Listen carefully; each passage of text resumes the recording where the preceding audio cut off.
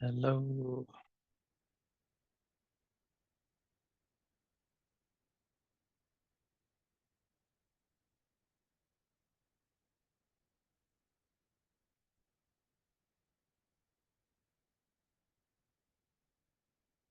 Good to see everybody. Happy Mother's Day.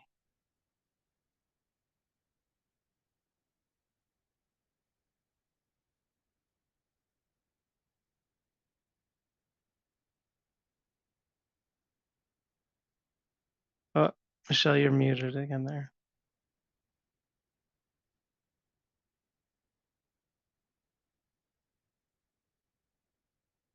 Oh, you know what? Here we go. Now you should be able to do it.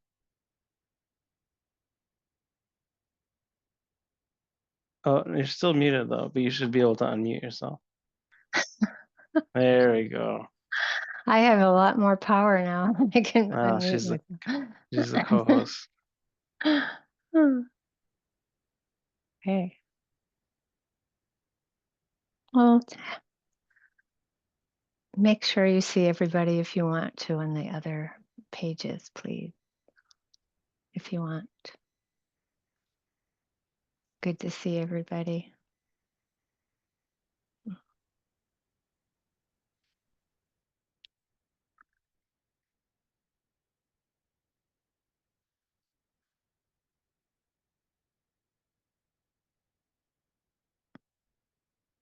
Hmm.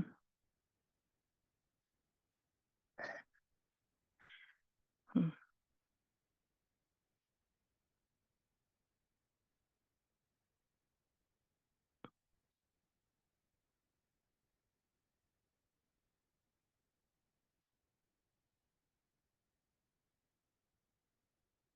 Sometimes it's helpful to look at language, like the word for ocean in French is mer, mother, or the word in English, matter, is mother, mother.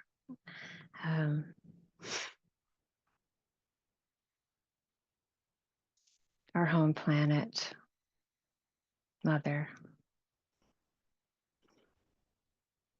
So we're going to bring a little bit of this, the loving kindness, into the sitting, which we often do. So it's just to maybe name it a little more, remembering that loving kindness is without conditions, without whatever appears, it's that awareness infused with kindness, care.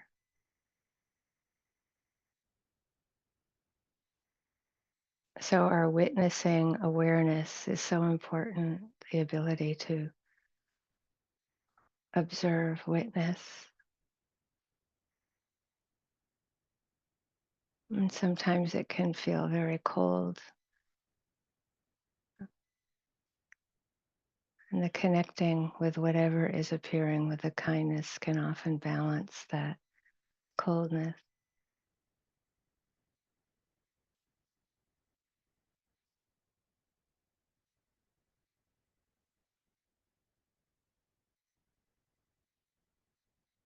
So letting this witnessing awareness infused with as much kindness as you can call up. It might disappear, come back, that's fine. If there's a kind of numbness or coldness, we just feel care for that. Nothing is outside of loving kindness.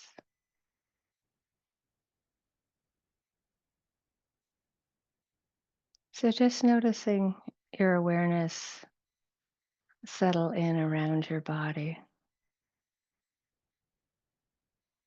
Not so macroscopic or microscopic, just right around your body.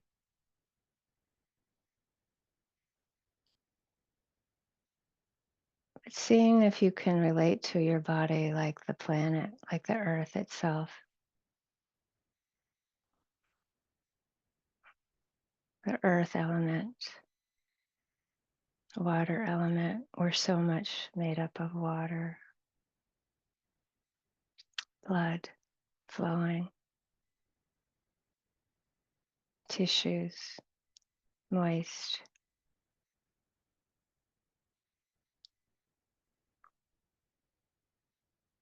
Fire element, warmth, coolness, cold, hot.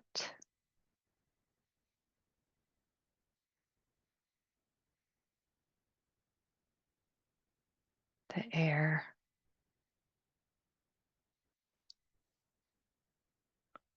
wind, the wind itself, our breath, this movement of life.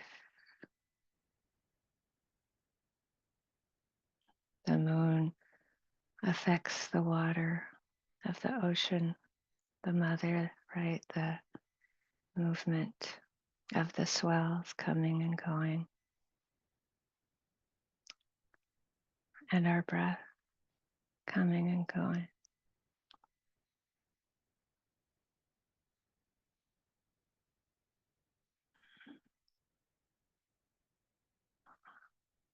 And with the earth, even that force of heaviness, the gravity, the substance, the solidity.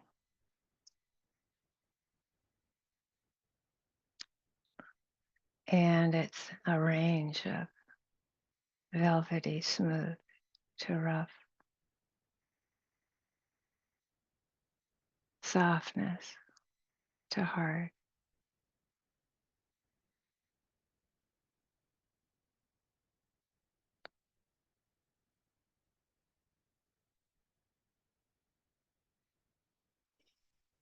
And so as we go along in the sitting, and anywhere in our bodies call our attention,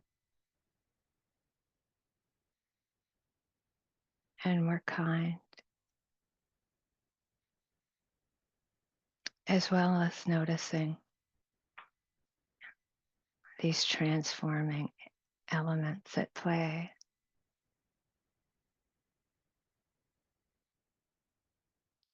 It's if we're kind to whatever appears, it's like being kind to the planet, the mother, matter.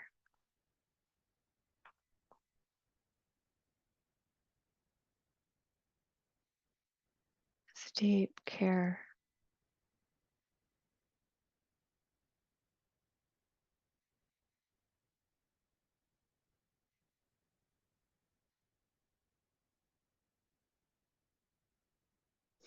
And just to get that sense of that, the open awareness, the open field of awareness, becoming aware of hearing happening,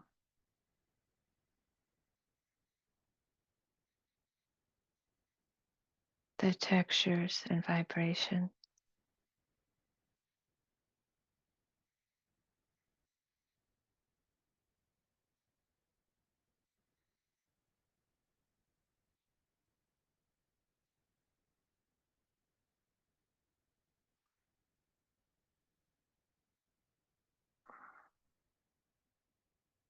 So it's that receiving life just as it is. If we care about it, we respect and care, want to understand.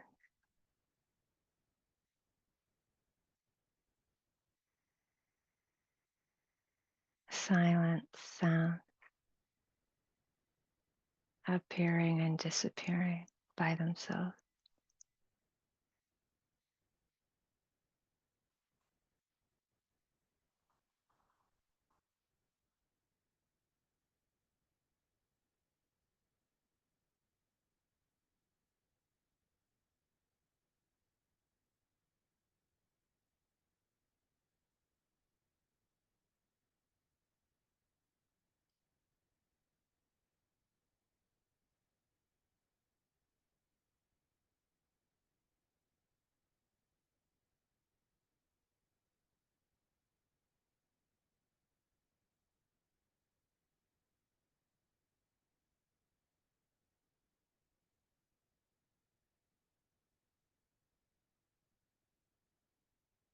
pleasant, unpleasant, neutral feeling tone.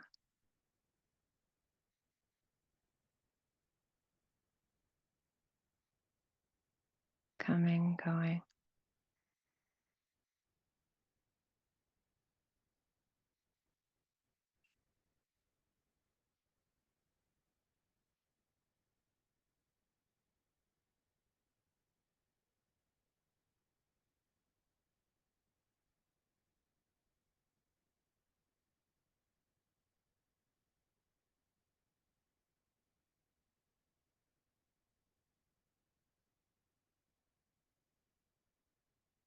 And that exquisite refinement of just letting whatever appears be just as it is.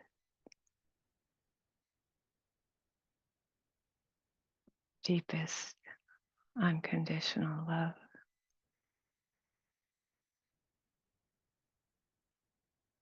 And wisdom.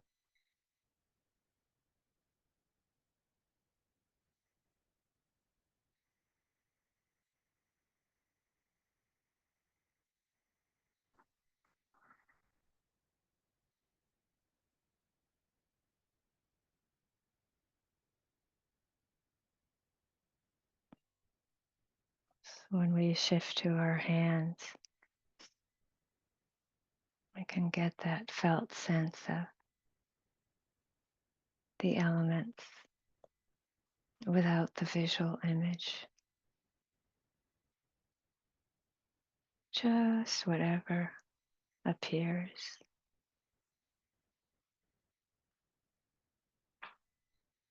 Never happened before.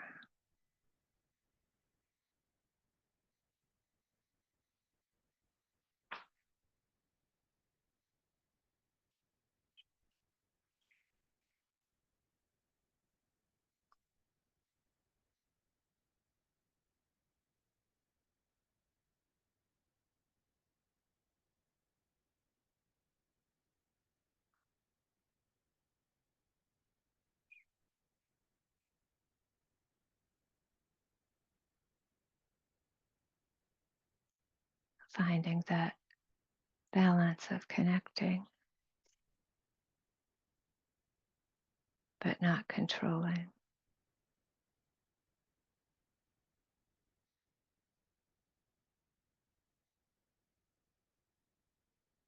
With care.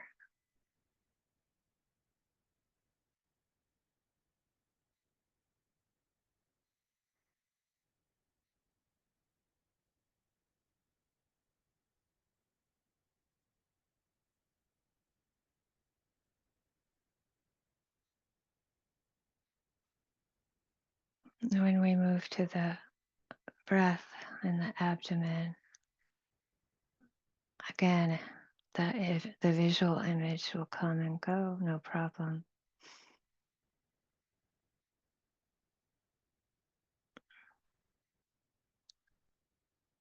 And sometimes, if you can receive this movement directly, not through the thought process,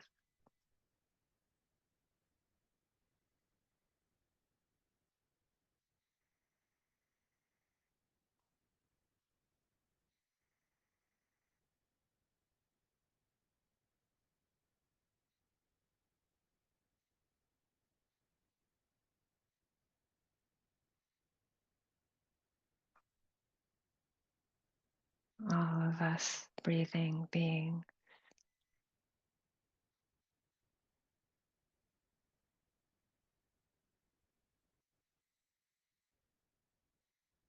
rising, falling with kindness, care.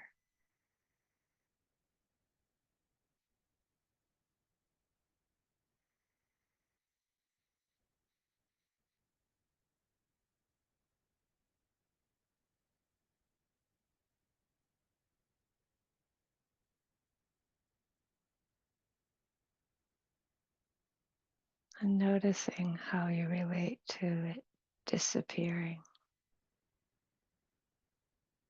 and then appearing.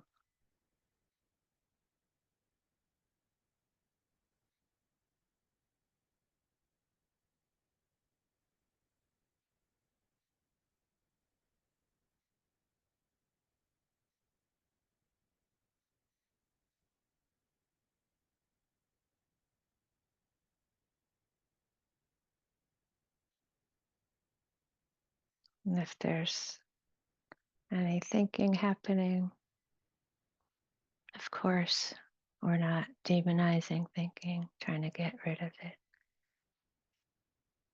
Just seeing it clearly for what it is.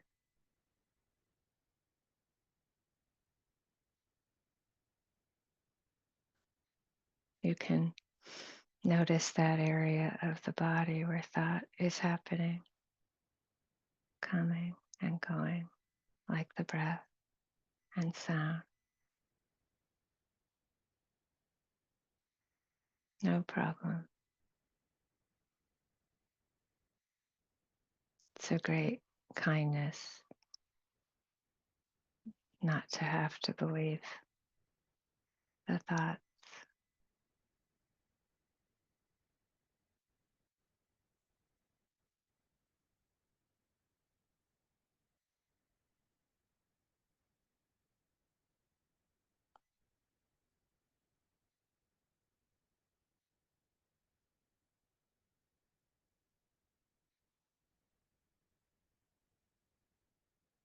And with the emotions, the heart, our mind, body, the interplay,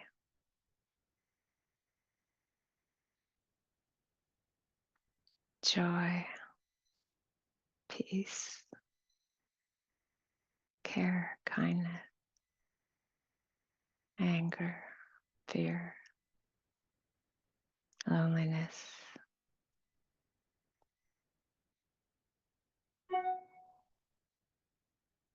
grief,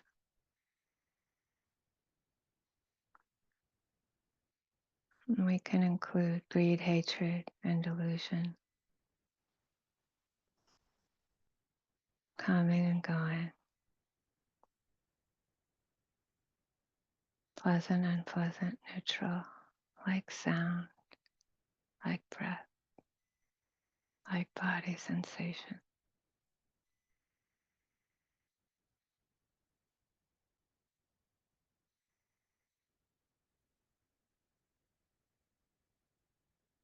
Or resistance or stickiness.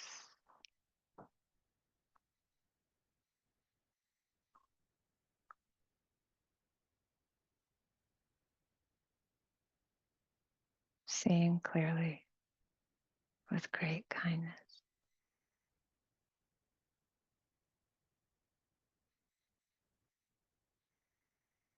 Not me, not I, not mine.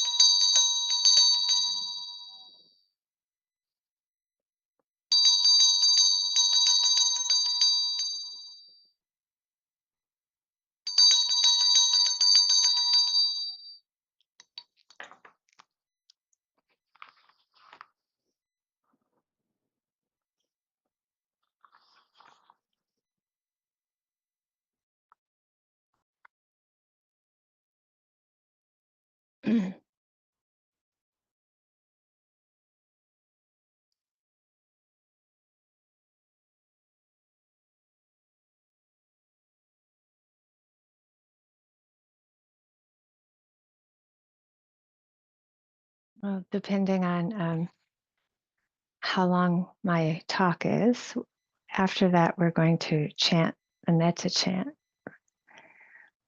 So not quite sure how long my talk will be.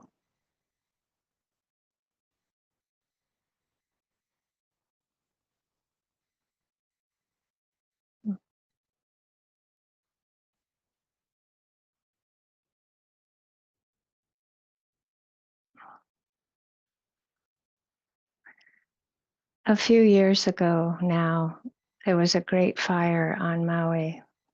It's called the Lahaina fires. It was so bad.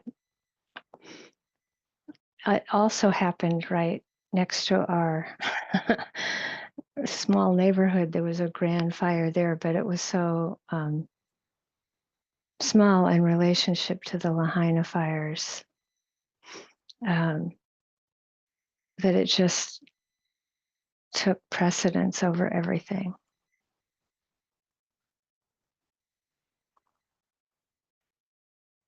And we were away teaching at Vipassana and came home, which is a whole other long story. And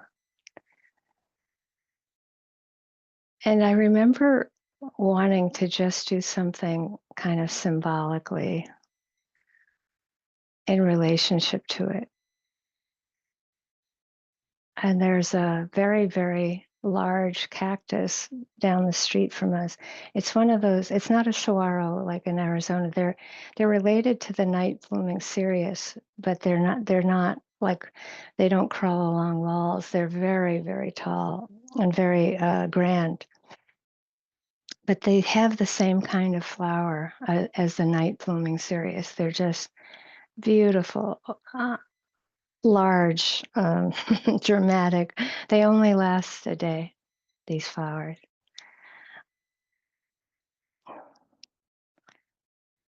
So I asked Jesse to come down to the plant because in the fire from the smoke, even a lot of the arms fell off. They're huge, long arms, and they fell off. And we carried over a couple of days. We carried these arms back to our house and put them in pots. And they're really huge now. They're just huge. And today there's 11 buds on them.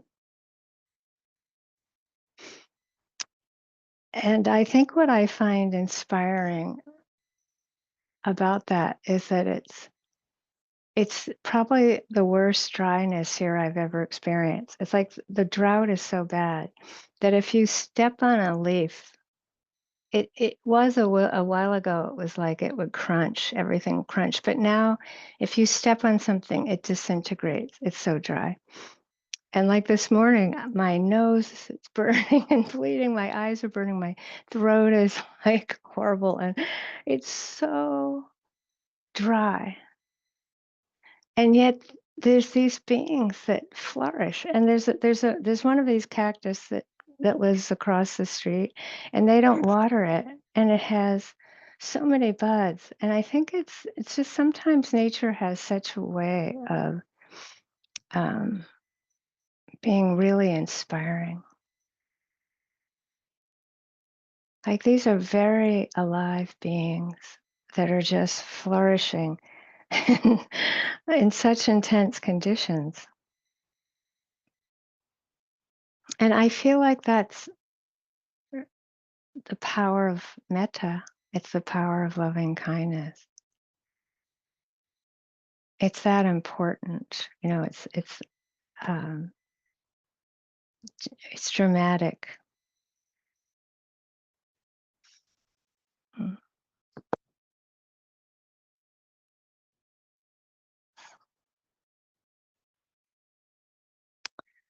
We've mentioned the teacher Deepa Ma that from India. She was from Calcutta, who had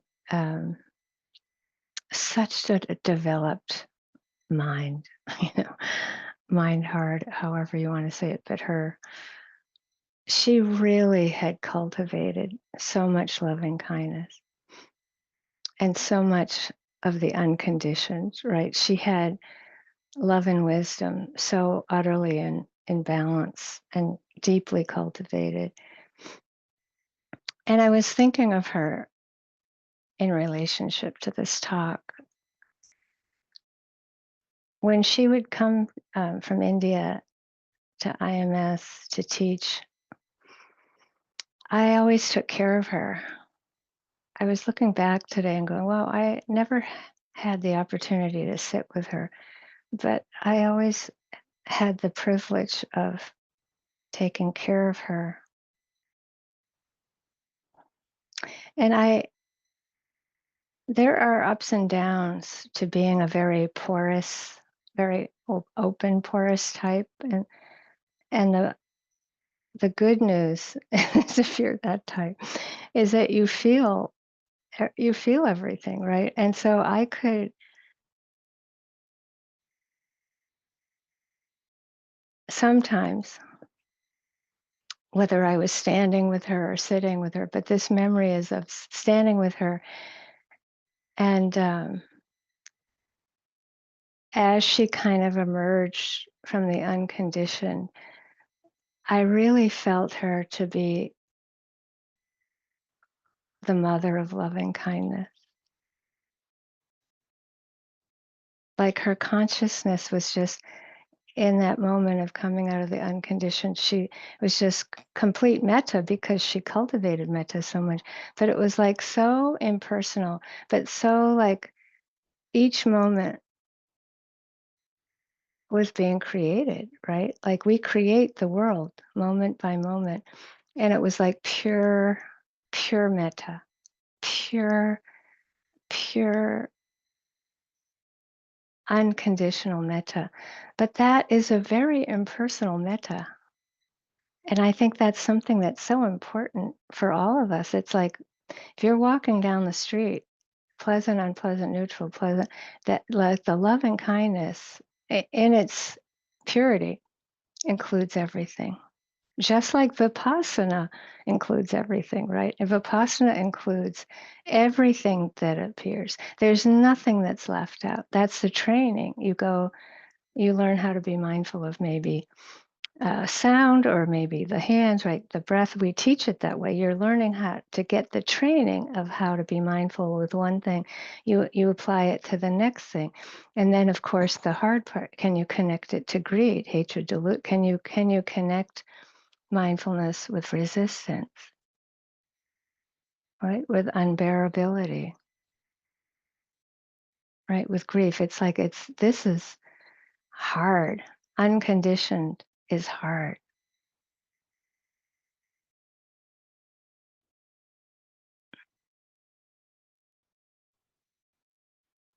But what I loved about makes me cry. It's like what I loved about Devama is she wouldn't settle for anything less. She would not settle for anything less. And that lady was still practicing. Like I've told this story before, but teaching the 3-month retreat with her and looking out the window after lunch while I worked all morning and she worked all morning and it was snowing. She'd be in her little white sari and she would be outside doing walking meditation.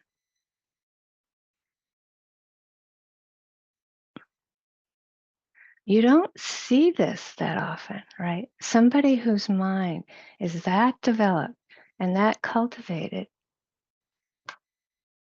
and there's still work to do. And really going for it. This was after she had a heart attack. This was after her samadhi took a hit, right? She was still at it. She was really, to me, it's like those guardian cactus. It's like they are thriving.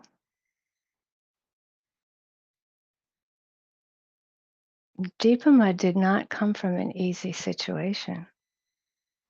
She had a very hard life, very hard life. So it wasn't like she could have made a lot of excuses not to settle for less, but she didn't. And when we do approach like the loving kindness the way the Buddha taught it, it's like really understanding that we have already been everything. We've already been that toad, that frog, that bird, that evil person, like that kind person, that mother, that child, that cousin. We've been everything already. We've been everybody's cousin, mother, son, father, right? Like, and it's just like even the metaphors of the Buddha's life where he has the evil cousin that tries to kill him. The human world, yeah. And it's like, again, not settling for just a personal mother, one mother on Mother's Day, because everybody's been our mother. The earth has been our mother. We've been everybody's child. And the way that we resist this, the refusal to understand this makes us so lonely and alienated and sad.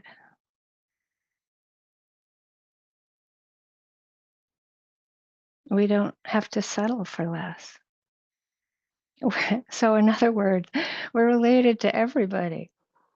That's ha ha ha ha. Like, this is what's so funny. We're related to everything and everybody, every star, the moon. Look at how the power of that moon on us. Every breath, every wave, every swell in the ocean.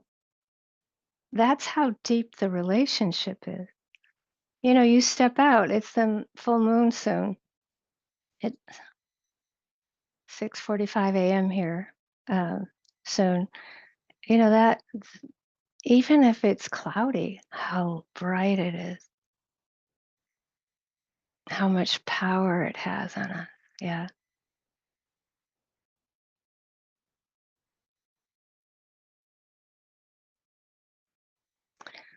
So on Mother's Day, I think, because it's like a nurture, it's really respecting the nurturing energy in us all. Yeah. It's like, how could we not celebrate the Brahma Viharas? Like, how could we just not be rejoicing in a consciousness that can be infused with love and wisdom, right? Like, how could we not be just putting flowers there, as well as the personal mother? I'm not trying to at all negate that or minimize it at all. I'm just saying that you can really understand loving kindness on Mother's Day if you want.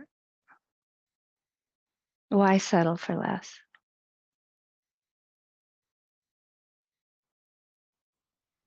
And Deepama was a very, very practical teacher. And so I can repeat this many times, but how many people do it? I think it's just too simple. When you lay down in bed to go to sleep, could be a nap, whatever, but one hand goes on the heart, chitta, heart center, one hand goes on the belly, abdomen. And it can be a 15-second practice, or it can be a minute. It could be longer, but what a teaching to do some loving kindness and be with the breath. What a practice for all of us on the planet.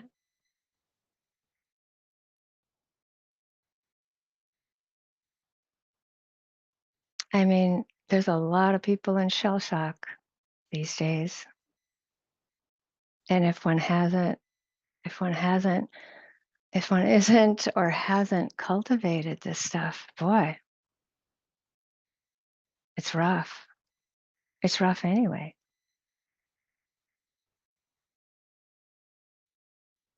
And then the other quality of Deepama that I'm referring to with everything I'm saying, really. But she blessed everything. She just blessed everything. And we're not separate from that mind. We can do it. It's not like that's hard. It's not hard. You bless the person driving by that just didn't stop at the stop sign. That's hard for me, by the way. I think people should follow the rules, right? What is going on? I've never seen anything like it in the last 6 months. There's less and less people stopping at stop signs around here. What happened? The loss of civility, of manners, of just basic goodness, right? Of just respect, right? So, every possibility, it's like everything can be blessed. The bus, the car, the grass blade. But it's also, right, the grief, the greed, the hatred. So it's like the unconditional. This again does not mean that when you shift along with the Brahma Vihara with equanimity practice, it's really being peaceful, calm, but holding all beings accountable for their actions. Yeah. So it's not like the metta is the only teaching in the Brahma Viharas. It's like it's balance, caring about pain, compassion, appreciating joy, mudita. And then that unconditional acceptance, but includes understanding karma or karma and taking responsibility for action. Everyone.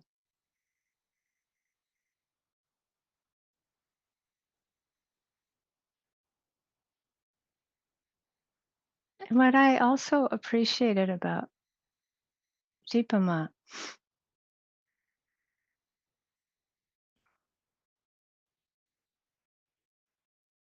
was that she knew she wouldn't settle for less.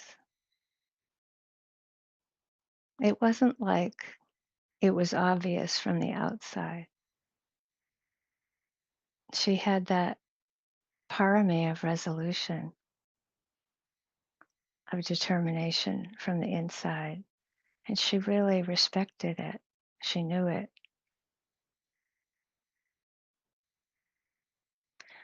So I think of a day like today of Srinivasa Gadada's quotation, "Love tells me I'm everything, and wisdom tells me I'm nothing, and between the two my life flows." Again, just like those cactus, it's like how inspiring. We might not always be able to live up to it, but certainly we can use it as a lighthouse. I thought I saw Deepama, or this quotation from Sri Nisargadatta. They're like an important compass or lighthouse for us to remember, and we'll forget, and we'll remember, and we'll forget, and we'll remember. And with the more you remember, the more you can remember.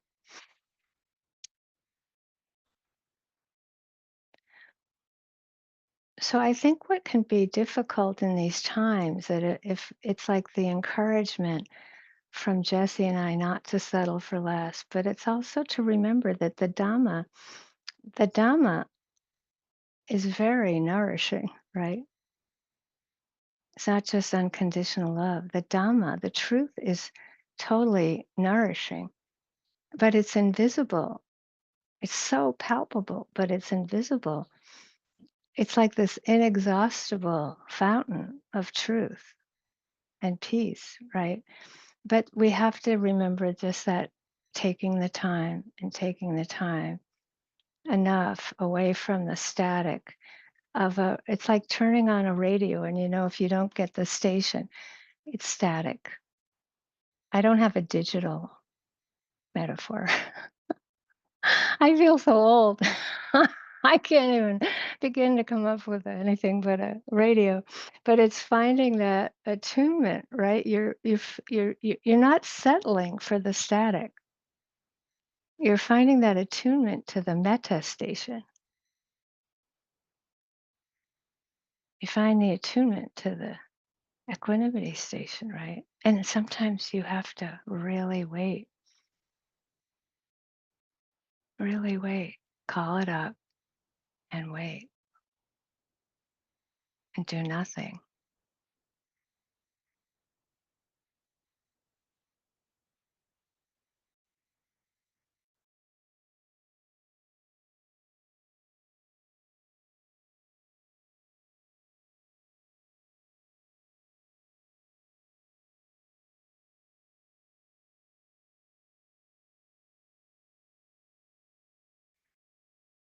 I read a review of a book by Dr. Dugdale, Dr. L.S. Dugdale.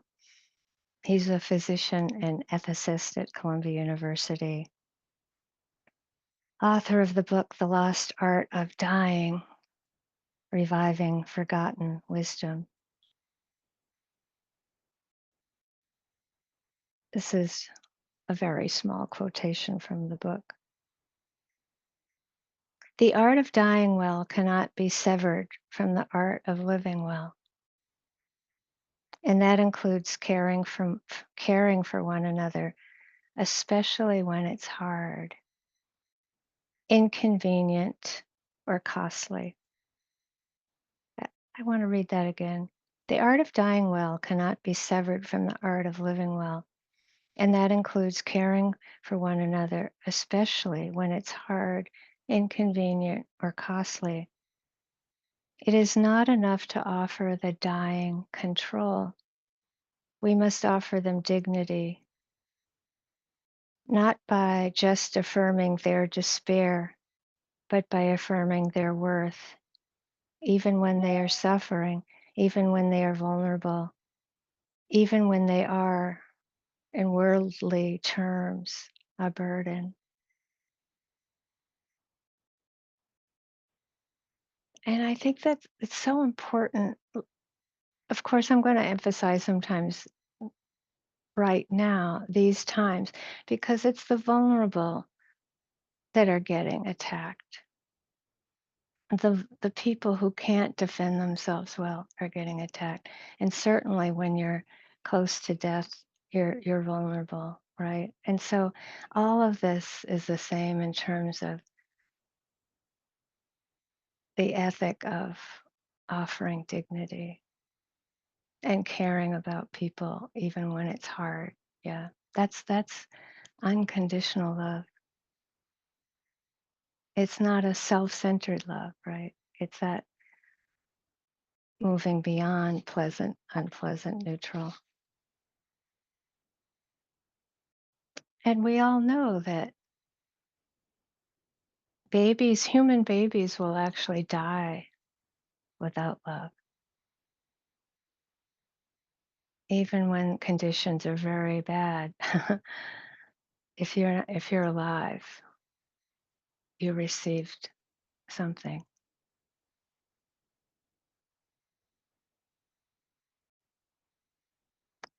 And I think sometimes, my mom just was drowning in self-hatred when I was conceived, and she kept drowning and drowning in self-hatred until she drowned. Yeah.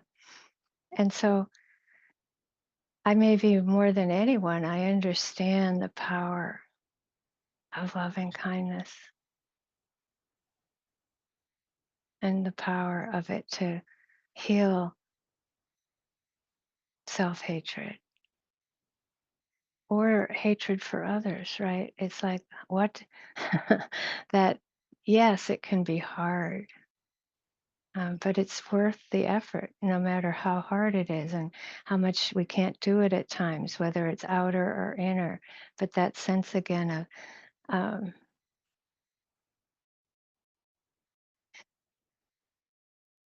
how powerful it is to learn these teachings, to have the tools. So many people don't get the teachings, they don't have the tools. I remember one of the things that Sayadaw U Pandita used to emphasize so much was that even if you lived many, many years after the Buddha appeared, like, what is it? 2,600 years almost from the time of the Buddha. But he said until that time of dispensation is called the time that the teachings are still alive, that you're considered so fortunate, like such good karma to even get a whiff of it, like, and it's like it's like that's how powerful it is. I mean, for me, Deepama was a knockout. Like it was like a knockout blow. Like it was, it was like she was my root guru. She was just like, okay, yes, okay, right? Like this is it. So fortunate. But it's like, yeah, it's like any, oh, we have a wonderful handyman that just, he doesn't show up all the time. I love it. He'll say, "Oh, I have to take care of my granddaughter." And I just love that he has to take care of his granddaughter, but it's a lot, like, it's a lot. And he came for 10 minutes, uh, yes, well, that's Friday, and I'm like, "Oh, what are you doing?" And he said, "Oh," he said, "I had to stop at the gas station and go in the store, and there was this woman there working there, and she was so happy, and I told her that her happiness was infectious and that I caught her happiness and I was going to go drive somewhere and I was going to share that happiness. And I just got a call from my wife and our granddaughter needs help. So, hello, goodbye." And I was like, that doesn't fit into our culture that well. And I just respect it so much. It's like, ah, I know that woman. I thought I could work there with that woman. She is so really great lady, right? You know, you just we're so grateful that people, and she said to him, "I'm not always happy, but when I'm happy, I share my happiness." She's aware of it. Yeah.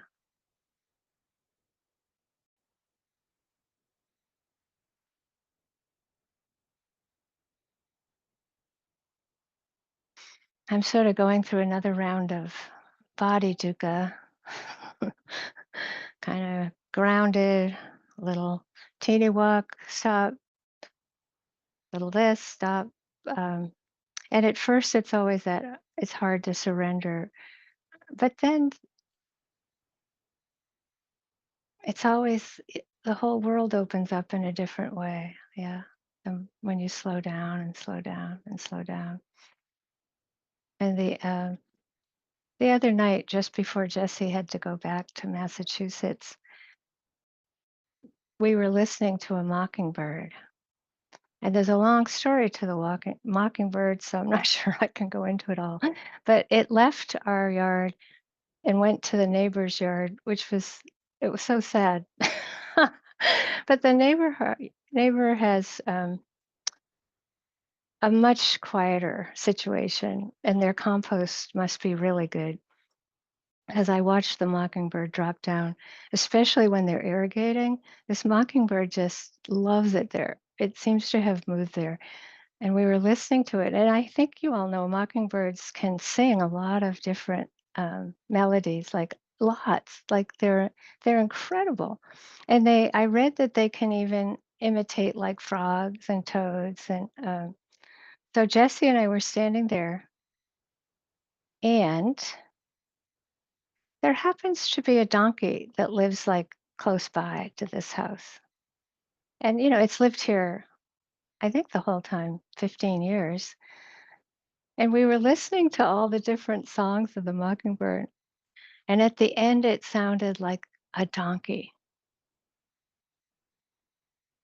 Can you believe it? I mean, that is unbelievable.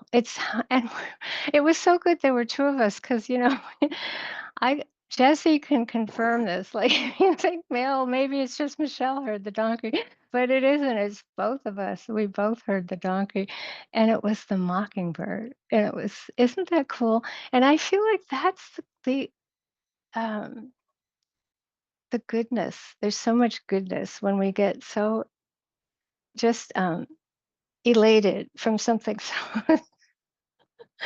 so exciting. Uh, Not always like that, right? But once in a while.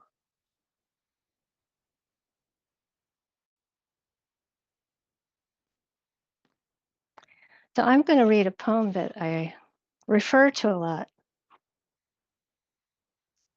Li Po lived in the 700s, the Tang Dynasty, China, in exile most of his life.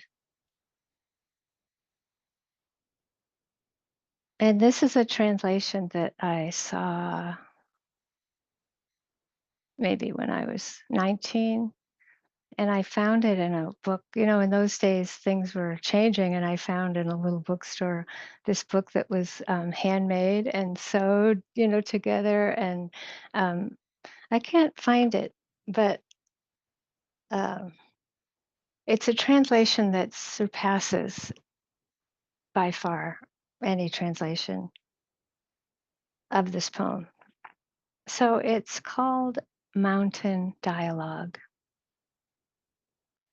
And even if one just spent a long time with that title, it would be enough. There's a relationship there, right? Conversation. Mountain dialogue. You ask me why I live on this green mountain. I smile, no answer. My heart serene on flowing water. Peach blossoms quietly drift away. This is another sky, another earth. No likeness to the human world below.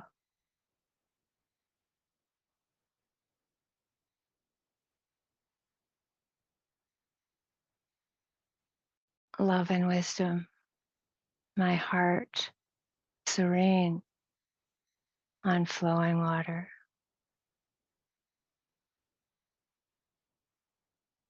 And that's all we need to know.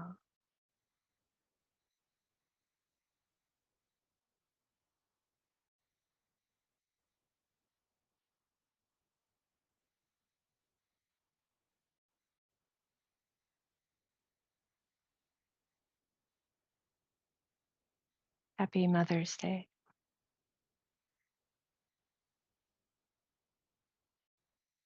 in all its depth and breadth.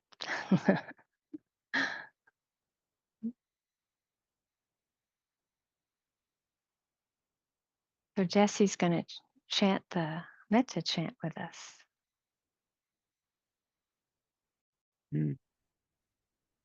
Thank you, Michelle.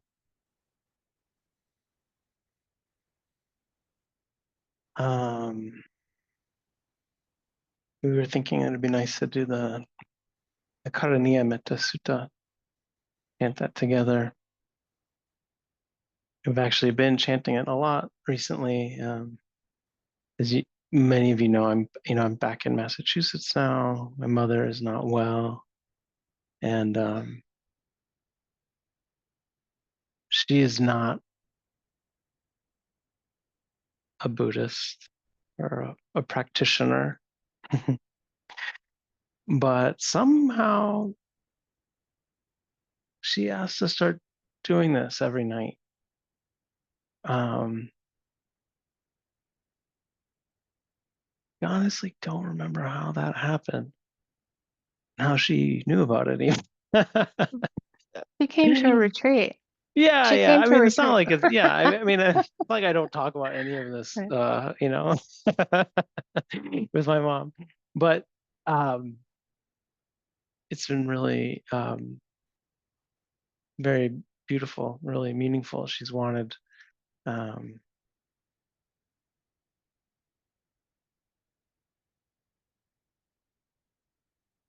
she's wanted to be in touch with this aspect of the teachings. And she's n never been and continues not to be particularly interested in the other aspect of the teachings, uh, in terms of the love and wisdom dynamic of things, the impermanence, the non-self, all of that. But it's really her belief and her commitment to love and loving kindness and the value of it is really pure and very strong.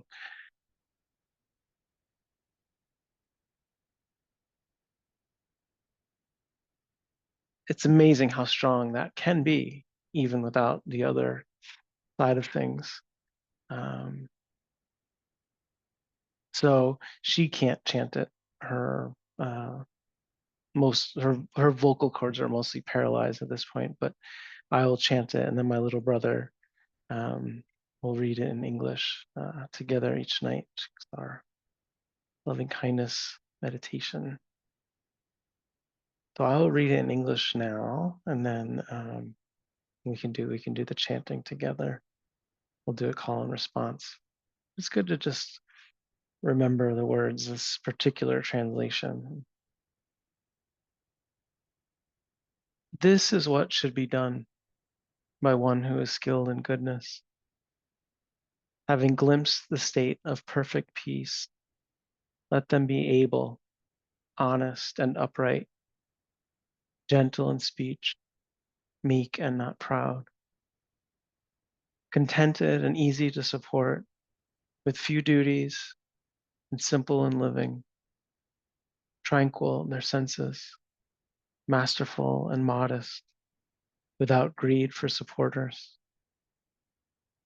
Also, let them not do the slightest thing that the wise would later reprove. Let them cultivate the thought, may all be well and secure. May all beings be happy. Whatever living beings, whatever living creatures there be, without exception, weak or strong, long, huge, or middle size, or short, minute, or bulky, whether visible or invisible, those living near or far, the born and those seeking birth, may all beings be happy. Let none deceive another or despise any being in any state. Let none wish others harm in resentment or in hate. Just as with her own life, a mother shields her child, her only child, from hurt. Let all embracing thoughts for all beings be yours. Cultivate a limitless heart of goodwill for all throughout the cosmos, in all its height, depth, and breadth. Love that is untroubled and beyond hatred or enmity. As you stand, walk, sit, or lie, so long as you are awake, pursue this awareness with your might. It is deemed the divine abiding here and now. Holding no more to wrong views, a pure-hearted one, having clarity of vision, being freed from all sense desires, is not born again into this world.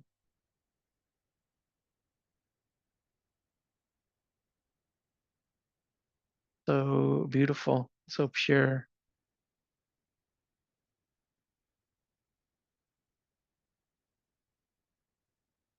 And you can't you still can't escape the wisdom side of it. That last phrase, it considered to really refer to not necessarily a fully enlightened being, but to a third stage person. One of the translation really more literally is one is not born again to the womb.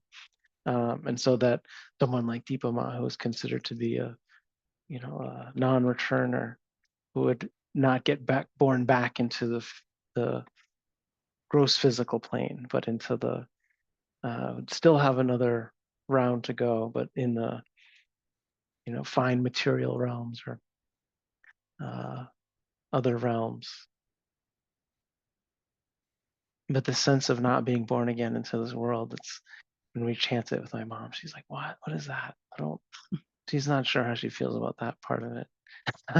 She wants to come back. I said, yeah, there's other traditions. They're very committed to coming back. She's like, I like that one. Okay. Good luck. Here's our way. So feel good. This is like so beautiful. It's so good to chant this and good to chant it together.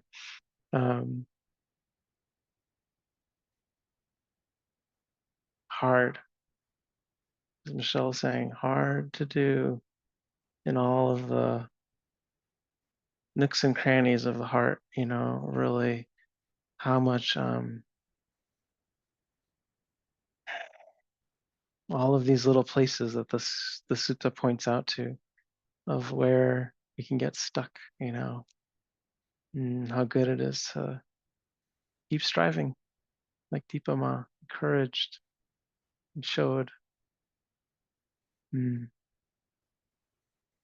Okay, so the Karaniya Metta Sutta. Oh wait, hold on, I have to undo something.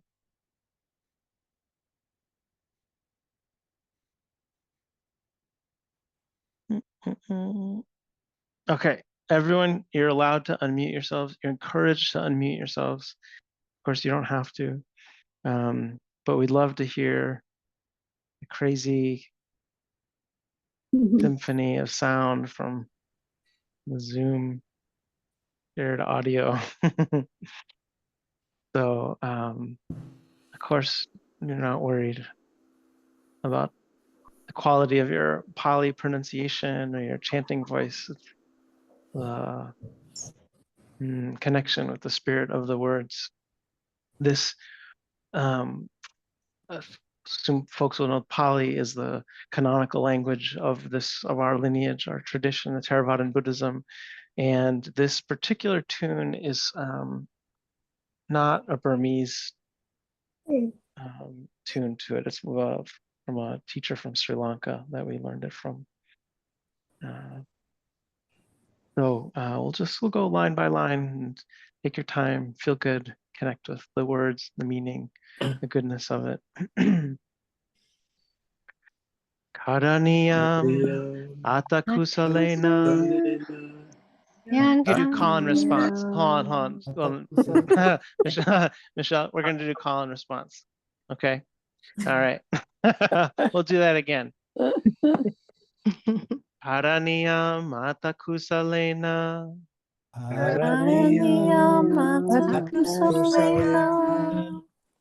Yantam santam padaham abhisamecha.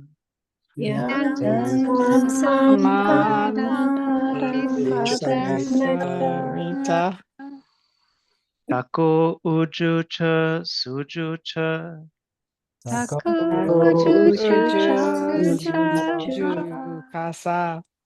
Suacho chasa mudu anatimani.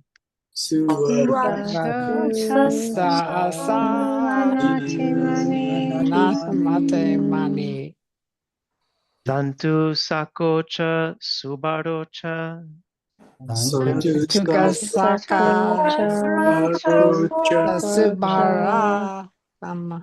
Apakichocha salaukavuti.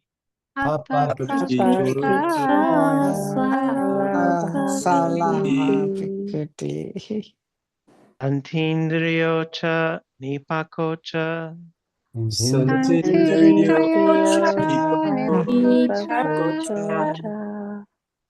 Apagabo kulesu ananugido.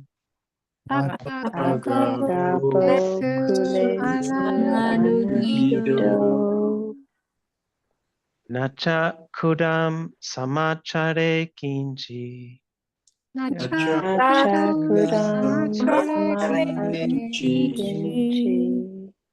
Yena winyu pare upawadeyum.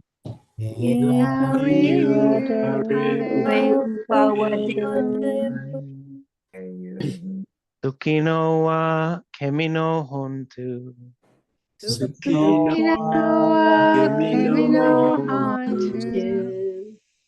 Tabe sata bawantu sukitata.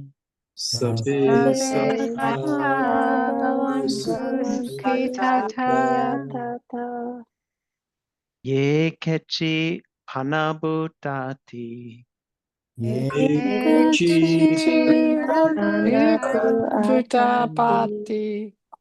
Dasawa tawarawa anawasesa.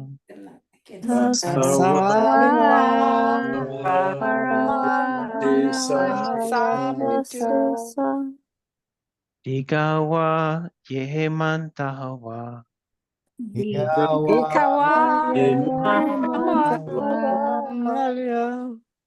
Majima rasakanukatula.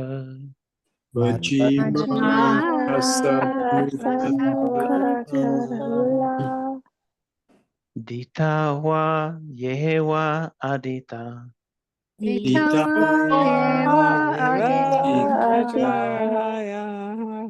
Yechadure wasanti awidure.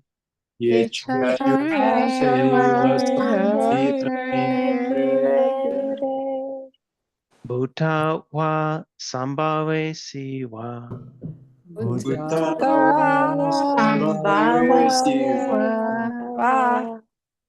Tabe sata awantu sukitata.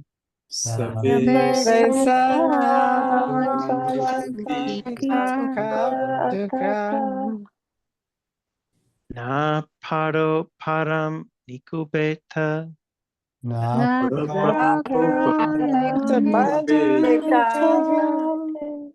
Nati manyeta katachinam kanchi.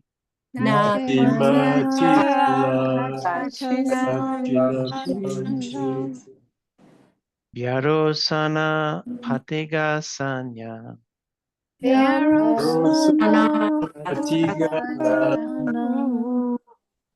Nanya manyasa dukam ichaya.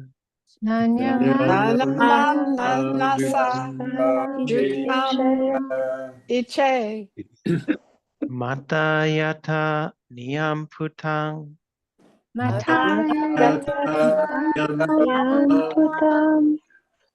Ayusa ekaputam manurake.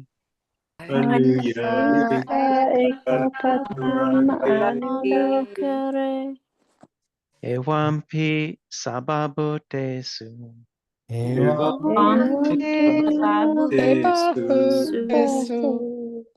Manasam bhavaye aparimanam.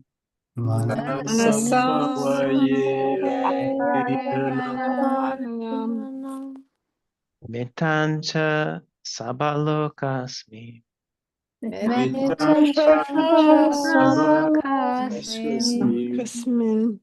Manasam bhavaye aparimanam.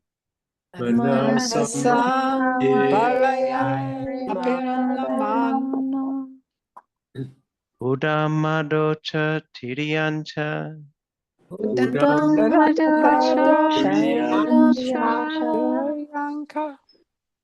Asambadama vera masapatam.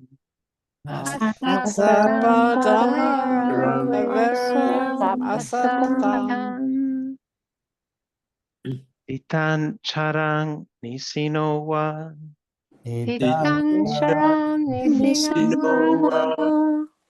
Sayano wa ya watasa wigatamido. Sayano Waya waya watasa Ingatamido. wigatamido. Etam satim aditaya. Etam Etam satim satim aditya. aditya. Brahman etam viharam idamahu. Brahman Brahmaham etam yetiharam viharam idamahu. idamayu. Titincha anupagama silawa. Titincha Ticha anupagama anupagama silawa. silawa. Silava. Dasanena sampano. Dasanena Dasanena sampano. sampano. Kamesu vinaya. Kamesu Kamesu vinaya vinaya. Nahi jatu kabasayam punaretiti. Nahi jatu Jatu kabasayam Sayam punareti. Punareti. Yay! Wonderful, wonderful, wonderful. Yeah, it's so good. And I'll say maybe just that. So I started doing this with my mom, my brother when I was here, for those few months, but that we continued it actually when I was back in Hawaii, just on the phone, and each night. And these are, of course, the times there's so much learning, that happens, and one of those things is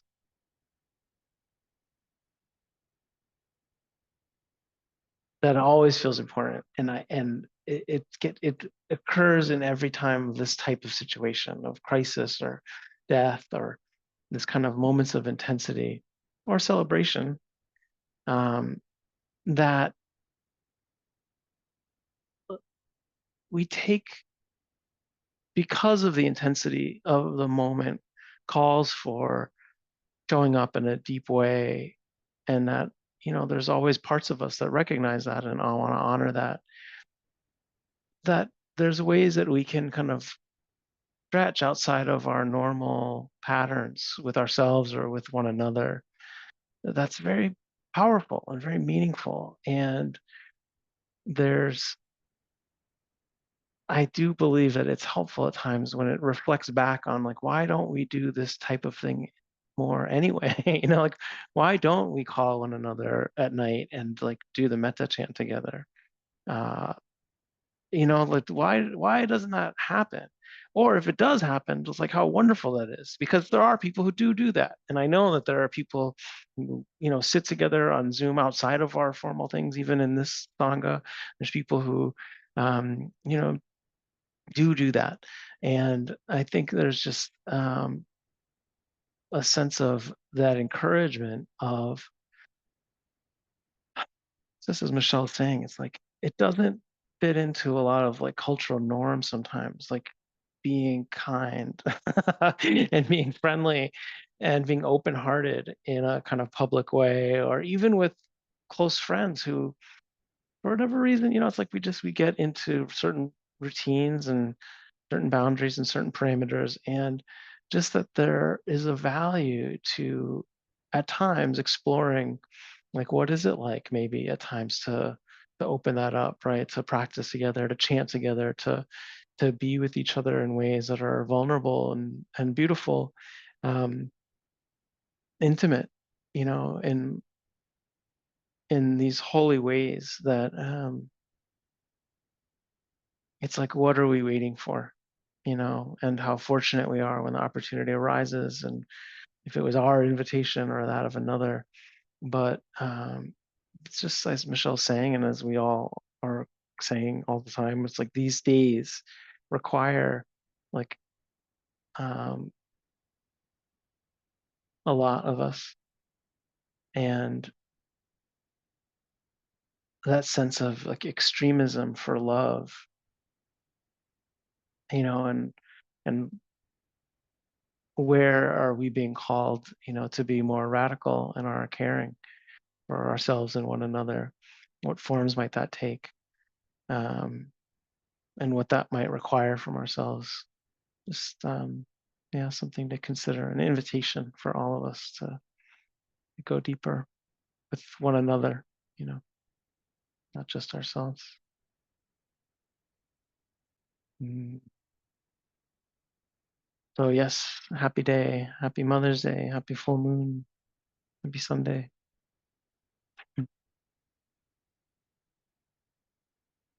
Mm. Really good to see you all. Thank you, Michelle, for instructions in the talk. May we see you all again next Sunday. Take care.